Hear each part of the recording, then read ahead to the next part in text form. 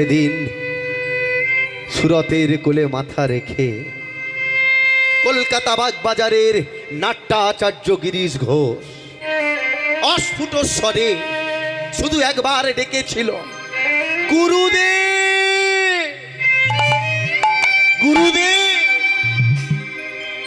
নিথা তরঙ্গে আত্মস্বরে ডাকা সেই না কলকাতা বাগবাজার হতে পৌঁছে গেল কোথায়? দক্ষিণেশ্বর কালীবাড়ির পাগলা ঠাকুর রামকৃষ্ণ পরমহংসদেবের কর্ণে। ব্রহ্মময়ী মাকে বলে উঠল, মা ওই দেখ মা, ওই দেখ মা, তোর সন্তান আমায় ডাকছে মা, তুই ওকে ক্ষমা করিস মা, আমি চললাম মা। গিরিশ, হ্যাঁ তুই অমন করে শুয়ে আছিস কেন রা? ওঠ ওঠ, দেখিনি, পারবো না।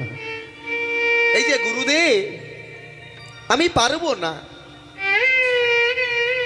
আমি তোমাকে যে কত লাঞ্ছনা, কত গঞ্জনা, কত রকমের অপমান আমি তোমায় করেছি। দেখো গুরুদেব, আজ আমি তোমার অপমানের ফলস্বরূপ আজ আমি মৃত্যু পথযাত্রী।